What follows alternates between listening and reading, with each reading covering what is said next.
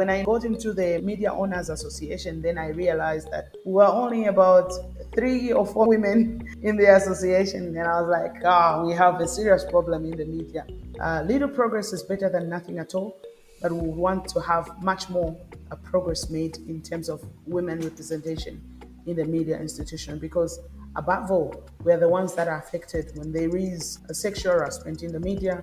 It's the women that are affected because they have to look up to the men to, give them certain favors. When we have a woman editor in chief, there is no threat of sexual harassment, because then they would feel protected. So yeah, we keep encouraging ourselves, we keep encouraging each other to rise to the position. We can only push ourselves to the top that we deserve to be.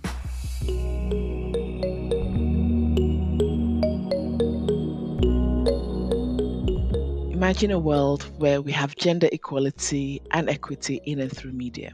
That is our mission at African Women in Media. I'm Dr. Yemisi Akimobola, your host, and this is Her Media Diary, a podcast that captures the lived experiences of African women working in media industries. In this episode, I'm joined by Mwape Kumwenda, an accomplished journalist and co-founder of Crown TV in Zambia, with over 10 years of experience. Mwape shares her experience growing up in Kabwe in Zambia, where she witnessed firsthand the vulnerabilities faced by women and girls in her community. This early exposure to gender-based violence fueled her passion for justice, initially leading her to aspire to become a lawyer. However, circumstances led her to journalism, where she found a powerful platform to amplify the voices of those who are often unheard. Throughout this series, we'll be in conversation with some of the signatories of the Kigali Declaration on the Elimination of Gender Violence in and through Media in Africa by 2034, which is an initiative co-designed with the African Women in Media community. And in these conversations, we'll find out how these individuals have implemented the tenets of the declaration in their work as media practitioners. By inviting these voices into conversation, we hope to provide solutions to breaking down barriers faced by African women in media.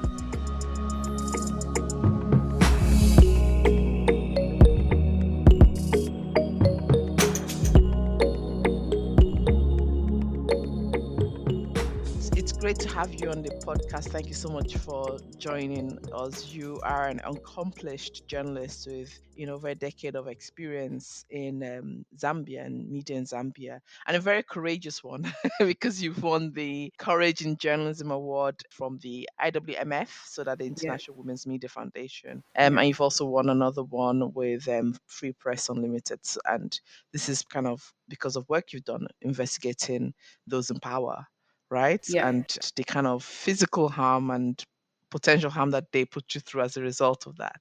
But I always like to start off episodes of the podcast getting to know the person that I'm interviewing. Now, I read somewhere that you initially wanted to become a lawyer before changing to become a journalist. So tell me about growing up and how you kind of became to aspire to these fields. Okay, so I grew up in a small town called Kabwe Okay. in the central part of Zambia. And I grew up in a family mostly dominated by boys. I'm the second born in the family. We Okay. were 7. I lost my immediate young brother in a car crash. I'm the second child in the family and the first female in the family. And my last 2 young sisters came at the very tail end. They are the last ones actually to be born in the family. So I literally grew up in the family of men, and I could feel the protection of my brothers around me. And we kept a few cousins who are also men.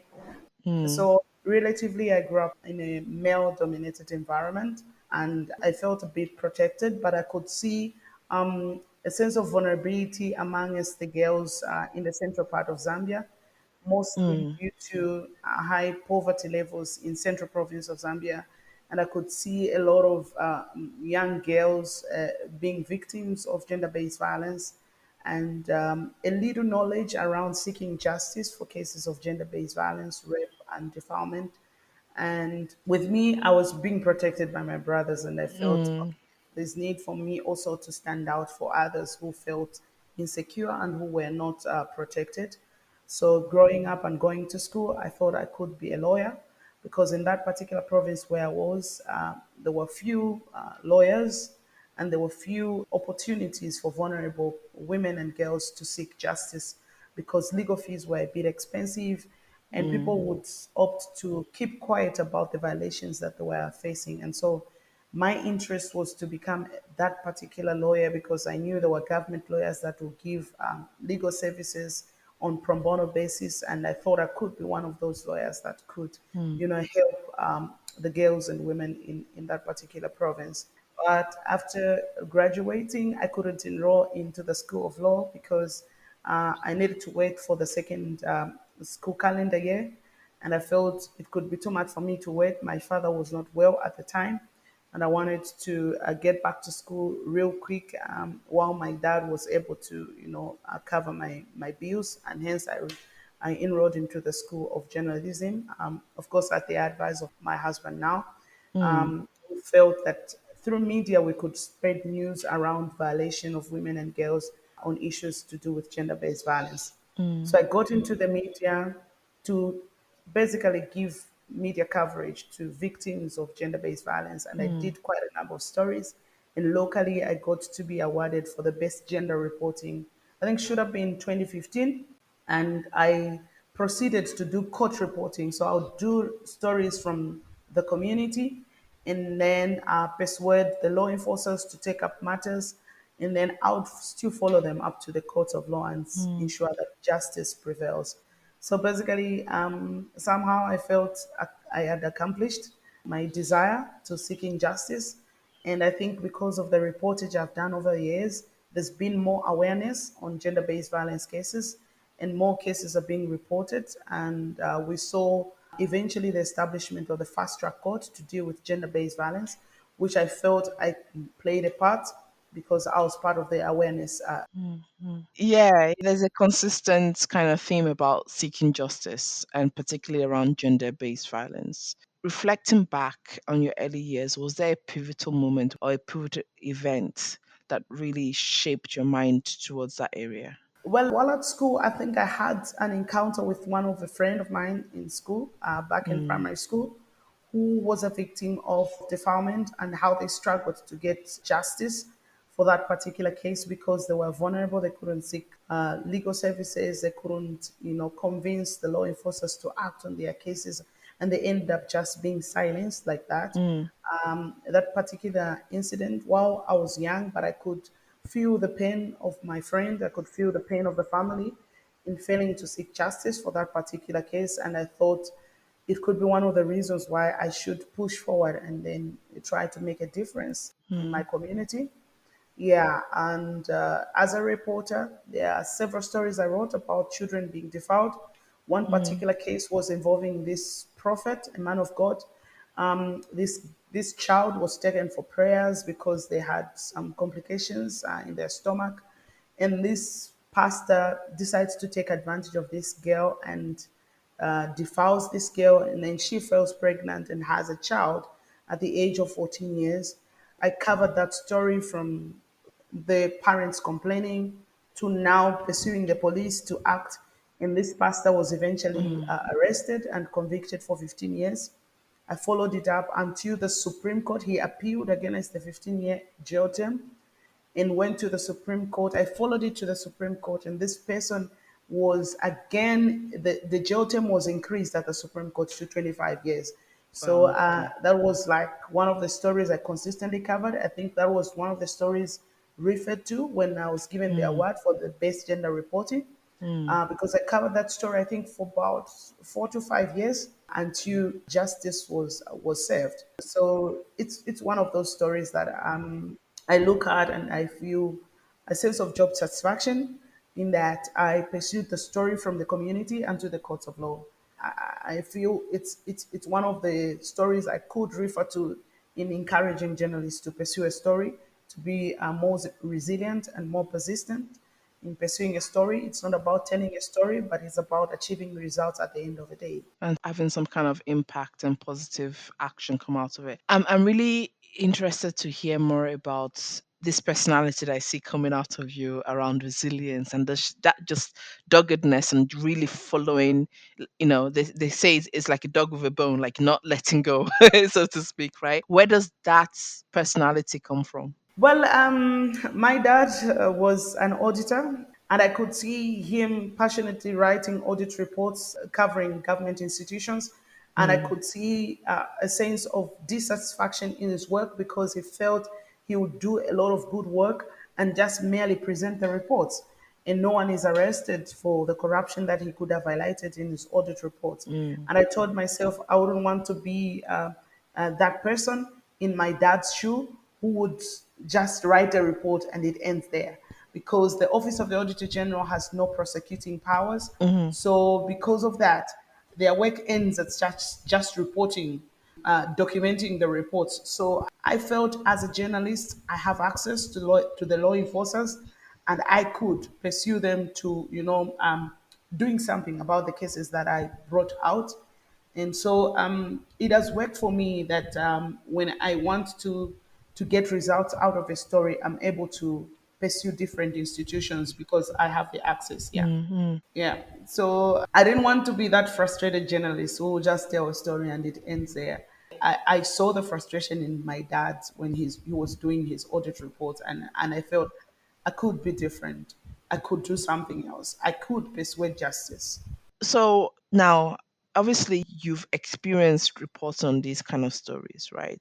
And you've seen the outcome of your hard work. You've seen the results of your hard work and the justice it is secured for the survivors and the victims. What does it take for you to go through that journey? I mean, you talked about staying with a story for 3 years, dealing with somebody who is, trying to resist their conviction and dealing probably with a community that perhaps wants things to be a bit more silent because there's a culture of silence, which is why a lot of perpetrators get away with these kind of crimes. Talk us through what it takes for you to do this kind of story. Well, I think it takes determination, it takes courage, and it takes focus and the desire to record results at the end of it all. Mm, I'm a journalist that feels that telling a story for the sake of the people hearing what is happening at that particular time is not just enough. mm, I believe in solution seeking journalism. I believe in impact journalism. It's what gives me a sense of satisfaction. I'll tell you one story that touches my heart.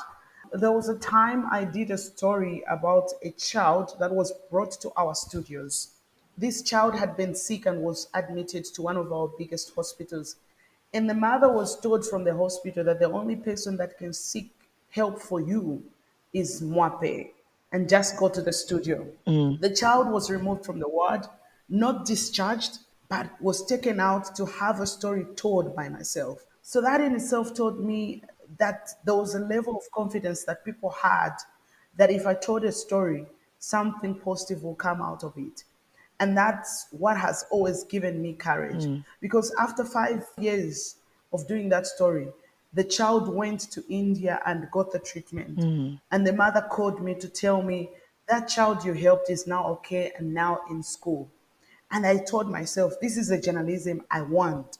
And this is a journalism that I must encourage everyone else to pursue because you give the public confidence that it will not end up at exposing or highlighting the problem, mm, but it's a journalist who will be part of the solution to the problem. And that's what keeps me going. It doesn't matter how long it takes. It will take 5, 10 years, but the results will still be achieved. And that's what gives me the courage that people will come out and say you have been part of the solution as a journalist. And you have not just been telling the problem, but you have also been looking at ways to providing a solution to that particular problem. So that in itself is what gives me satisfaction in my work, mm. that my work is part of the solution to the challenges that women, girls, and everyone else faces. I think that's what keeps me going. Yeah. I mean, let's stick with this particular story. Did you face resistance to telling this story? Now, about this pastor, well, the story about the pastor, sometimes, pastors have their own following. I would receive calls from maybe unknown persons, but later on, I would begin to realize that these are probably the followers of this pastor, the people that go to their church and they believe that he's Mm, being fought by his other clergymen. and they would want to block the story.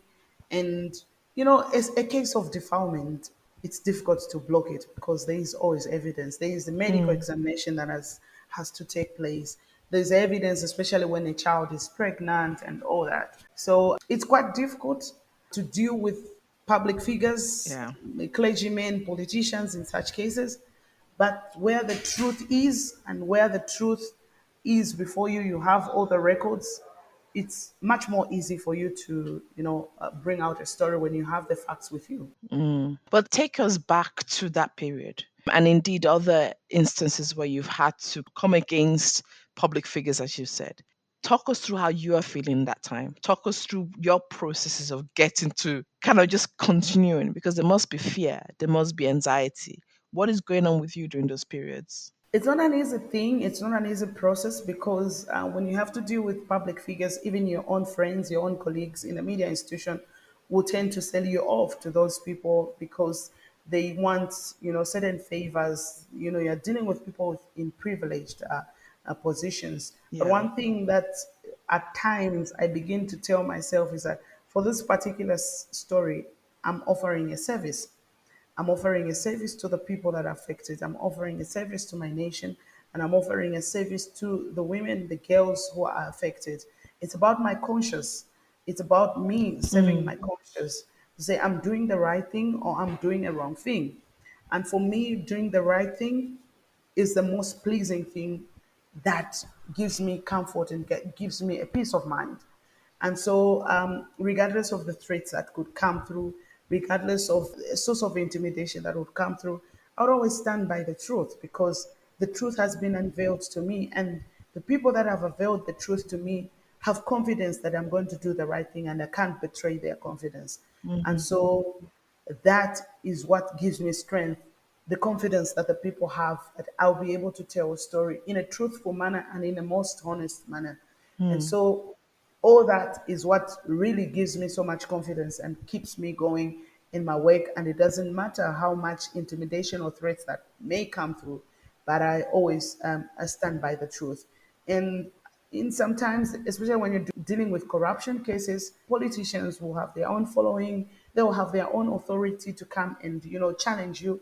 But I'll always tell them, I have these documents, I have these records. If you have anything else to say, you tell me, I'll report what you say. And Mm. the people deserve to know, and the people need to be told what the truth is. And as a leader, you're accountable to your people. You can come through to me and trying to negotiate favors with me, but it doesn't work out because you are not elected. I'm not part of your electorate. I'm not the person that put you in that office. It's these people that want you to save them. So you must get back to the people and save them with dignity and with honesty. And so Mm. people have begun to accept who I am, that I'm a journalist that will be very honest and blunt with them.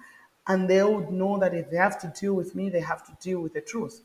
And that's all that stands and that's all that matters with me. Yeah, I mean, you're a journalist that have been threatened. I remember in February 2013, you were threatened with criminal prosecution because you did an undercover story that exposed government sanction of the killing of 20 inmates at a security prison, right? You're credited for your reporting having an impact on national sexual assault policies as well, right? So I guess for anybody trying to really, they say shake the table, right? For anybody really trying to shake the table and make change, there's sometimes some more personal sacrifices you got to make. What are those personal sacrifices for you? Well, sometimes you have to make a personal sacrifice for your own joy because certain stories come with bribery offers, corruption, and all that. And then you have to tell yourself, okay, yes, I need the money. Yes, I have a family. I have 3 children. I need the money, but I can't get it in this way. Mm. Sometimes you have to lose friends because the people you are reporting about are connected to certain friends of yours. Sometimes maybe some relatives would be interested because maybe they've been approached and offered certain things, and you would say, I can't go this route because I have to save public interest. I have to save the community. I can't betray my informers. I can't betray the community that have trusted me with the information. Because of your feedback, friendship. Some people will cut off friendship. Some people will cut off support, and you basically remain with your sense of loyalty and dignity. Hmm. For me, I have been through that path, and it has not been an easy journey because some friends have had to fall off because they thought I couldn't, stand with them. I couldn't agree with them on certain things, but that's been okay because Mm. at the end of it all, we've come back and agreed to say I spoke the truth and I reported in the most professional manner that I was required to report.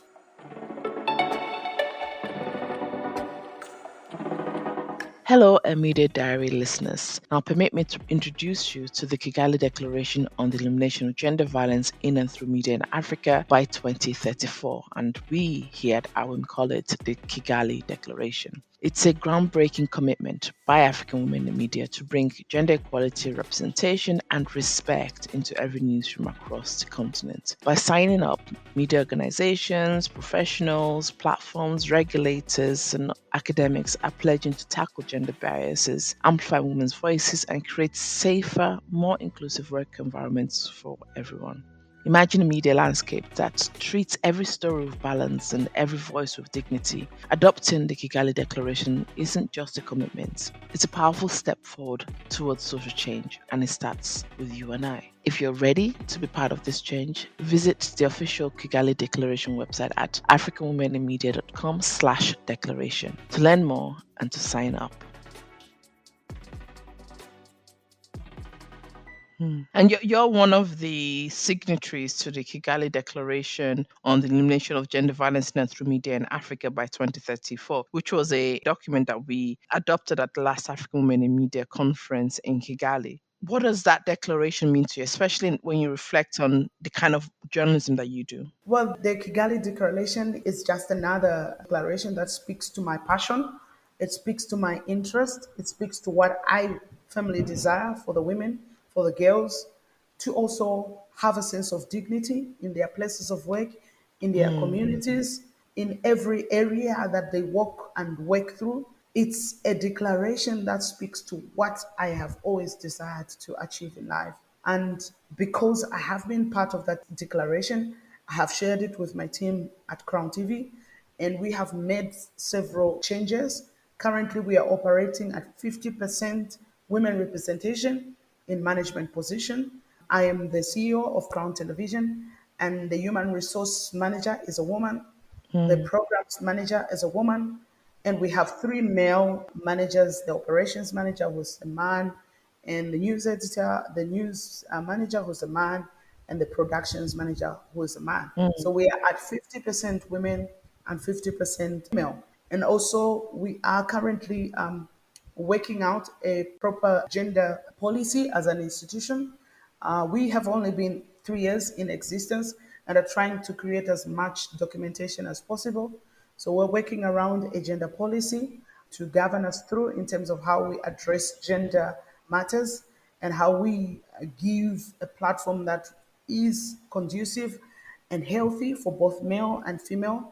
We are sensitive to not giving undue influence to women or men, but to try and strike a balance and create an environment that will be conducive for both men and women.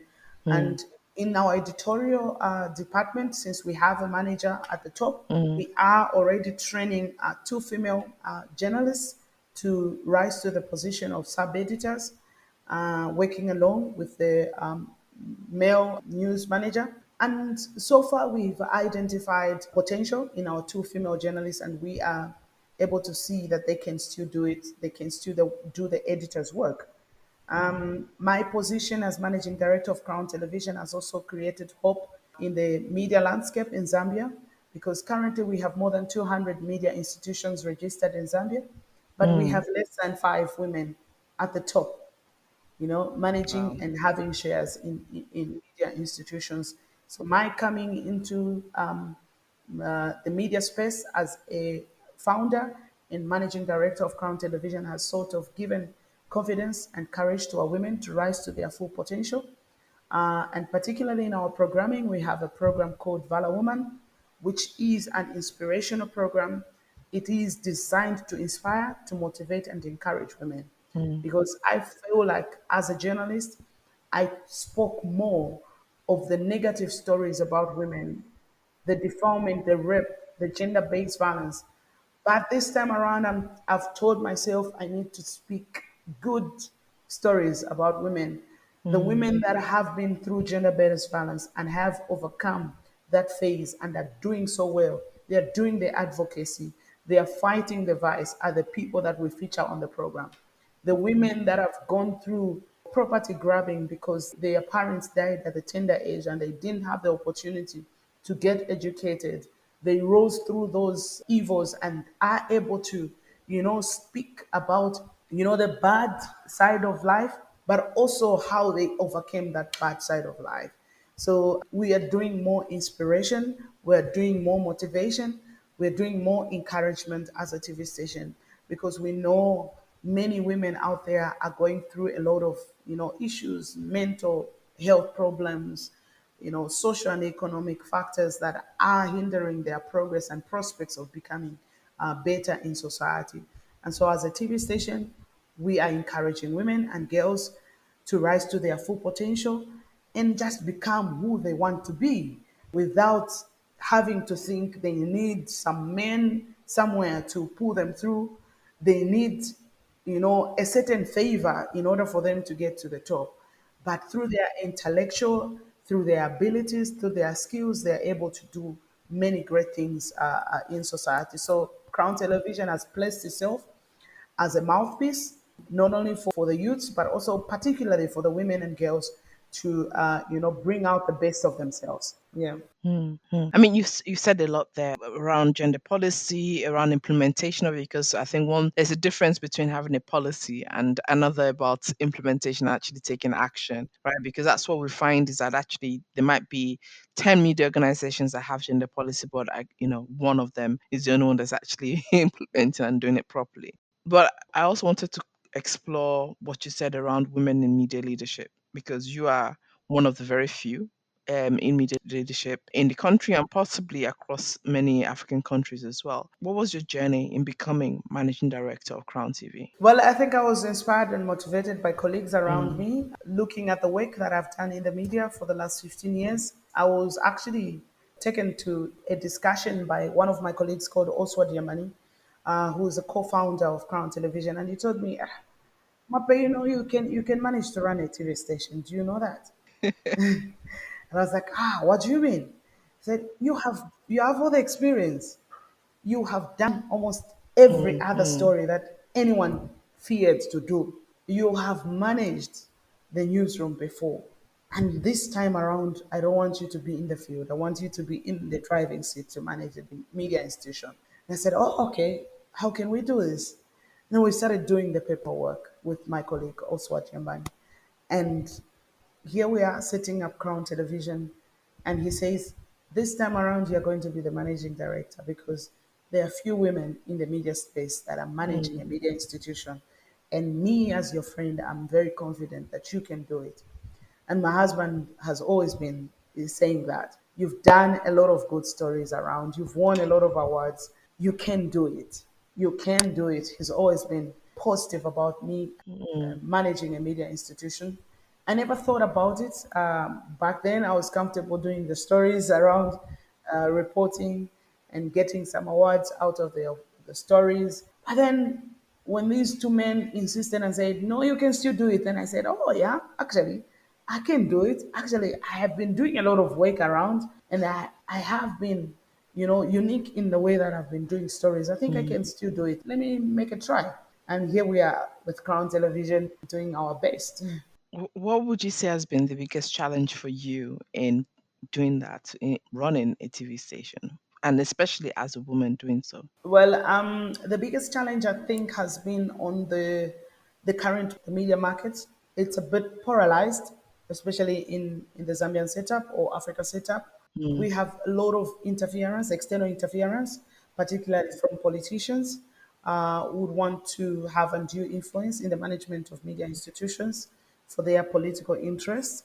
And we have also existing corporates mhm, that dictates the market in terms of how they sell out business to the media. Mm-hmm. And the old media institutions that we found in existence, dictating in terms of where business must go, which media institutions must be considered, and basically people not taking us seriously at the start of business because they feel we're just trying it out.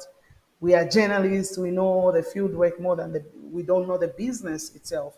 It's been a challenge for us settling down in terms of convincing our clients that we are here as a professional body and we have the capacity to provide good service. But additionally, COVID also took a toll of the business. Mm. Many businesses in Zambia have not yet healed from that. And the elections that we had in 2021 also affecting our business. The power cuts, the increased power cuts that we are experiencing for the first time as a nation Mm-hmm. also affecting business. And basically, the men ganging up to support themselves and not supporting us because Mm-hmm. of the woman behind the wheels. Men always supporting themselves, and I having to struggle to fit into the male-dominated business. It's been a bit of a challenge, but so far we are being accepted in the market, and we got accredited with the Media Owners Association of Zambia, and now we're sitting as a members of that particular association, which now gives us an opportunity, to market ourselves among Mm. men. Yeah. So when I met and I got into the Media Owners Association, then I realized that we were only about three or four men, four women in the association, and I was like, we have a serious problem in the media. But it gives Yeah. me confidence that I'm among the few women, and that the association has reached out to us, meaning that they are counting us Mm. in the business. They are recognizing us in the business, which is good. And 3 years of being in existence, we are already added to all the media platforms in Zambia, Mm. particularly MultiChoice, which runs Yeah. DSTV. Yeah. We've been added there, and also on the main carrier for local channels, we are on that platform, Mm. which gives me so much, confidence. It's not easy to be monitored only within a space of 3 years, and they make a decision to add you on their platforms. It means we are Mm. making an impact. It means we are doing well so far. From the ratings, we are among the four top most watched TV stations. And to say I am leading one of those, I'm the only female actually leading among the top most four locally most watched TV stations, which gives me so much joy and so much pride. Yeah. Yeah. I mean, there's obviously a lot to take from that journey and a lot to be proud of as well. But nevertheless, there is a lack of gender representation. So when you look ahead, into the future, and I've been to Lusaka, I've only had the privilege of being there for a very short period. It was for the African Media Convention in Lusaka a couple Okay. of years Okay. ago. Yeah. So I got to kind of see the environment and how it is. And, I actually moderated a session around gender representation in media, particularly when it comes to press freedom, right? And how the experience of women, especially when then linked with press freedom, can even be particularly more violent and dangerous for women. So when you look ahead into a future of Zambia in the next 5, 10 years, what changes can you hope for? And I use those words very deliberately because we have to be realistic, but we also have to push, right? So Yeah. you said that you're one of just 4 or 5 women. Like, are you guys binding together? And what can you hope for to see in media in Zambia when it comes to gender representation and the coverage of issues affecting women? Well, I'm so hopeful and so confident that because I am part of those that are driving the seat in the media institution, Mm. many more women will come on board. Many more women will aspire to take leadership positions. I feel I'm too much of an inspiration for them because Mm. I have grown from being a field journalist to being now a manager and co-founder of a media institution. That in itself gives more motivation to my fellow female journalists, to my fellow young women. It gives so much hope that they can still do it. We can still do it. We can increase the numbers. I'll be glad in the next 5 years to see at least even 50 women owning up some media institutions or running media Mm. institutions as managers or as CEOs of these media institutions, because there's Mhm. more opportunity that exists around the media space, because we have more female journalists actually. Random statistics, you realize there are more young female, journalists covering, providing news coverage in these media institutions. But if you are rising to the positions of managers, which is the unfortunate thing, but because some of us have risen, I know many more are coming up because they are being Mhm. inspired, because they are being motivated by some of us that have, taken up the lead. And the more we talk about these things, the more women are getting the age to, do something and really push themselves to those positions. We have Mhm. seen a significant shift in the political field because in the last two elections, we've had two female vice presidents, which is a good indication that we can do it. We can increase the numbers. We have a couple of women ministers also in government and other parastatal bodies leading in decision making, which is also a good indication. Like for particularly for the Zambia News and Information Service, which is a government institution, for the first time we have a female DG, which is also a good thing, a good indication that we are making progress.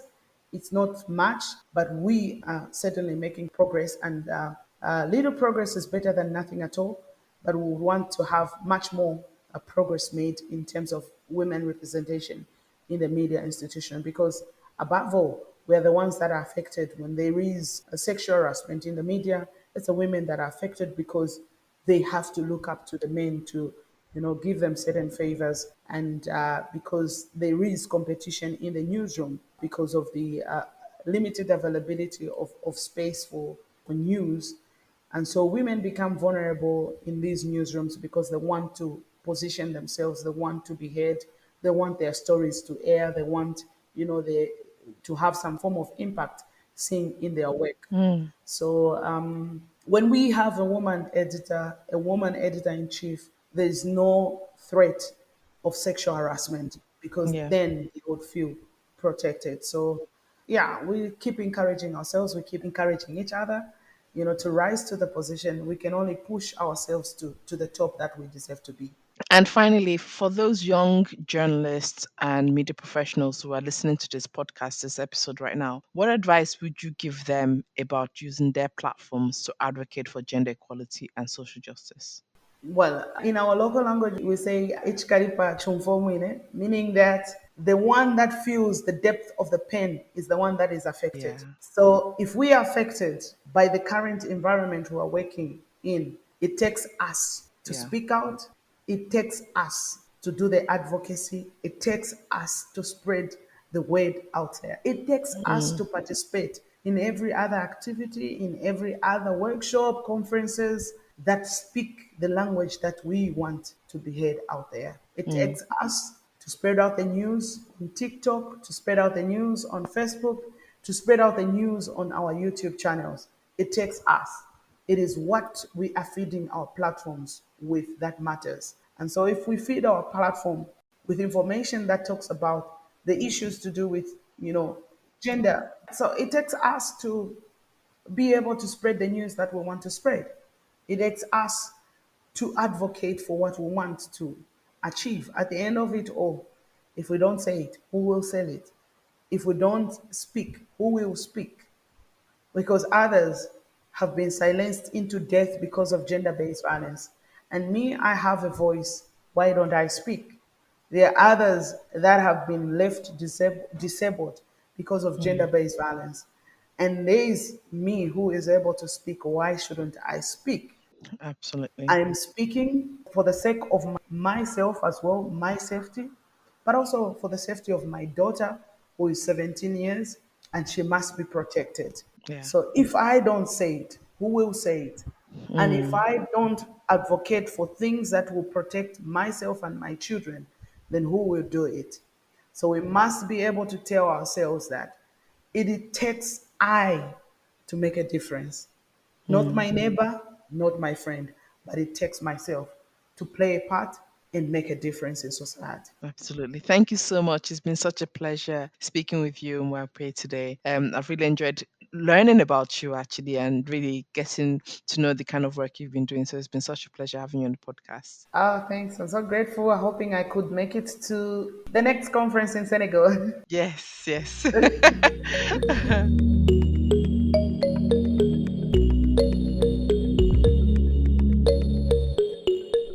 Wampe's story speaks to the need for women in media to rise to the top of their careers to ensure adequate representation and ultimately working towards that reduction of gender based violence in and through media. Her story is a testament to the impact one individual can have in the fight for justice and equality. By sharing experiences and insights, she encourages young journalists to use their platforms to advocate for social justice and gender equality. Her message is clear. It takes determination, courage, and a commitment to truth to make a difference. This episode is a must listen for anyone interested in the role of media in social change, the challenges faced by women in media, and the power of storytelling to drive impact. Drop me an email at tmc@africanwomeninmedia.com with your thoughts and do let me know if you'd like to join me on an episode of this podcast. To find out more about African Women in Media and our work, visit our main website at africanwomeninmedia.com. In the show notes, there's a list of organizations and resources to support you if you have experienced any of the topics discussed today. And don't forget to subscribe to Her Media Diary on all your favorite podcast platforms. And also, if you're in Sierra Leone, you can tune in to the podcast on Rise Radio 96.3 FM every Saturday at 4 p.m. And don't forget, join the conversation using the hashtag Her Media Diary. Her Media Diary is a product of African Women in Media, an NGO advocating for gender equality in the media industry. And this episode was hosted by Dr. Yemisi Akimbobola, produced and edited by Blessing Odeobase as part of a 4-episode series on the Kigali Declaration. All music featured in this podcast is by Nana Kwabena. Thanks for listening and join us again next time.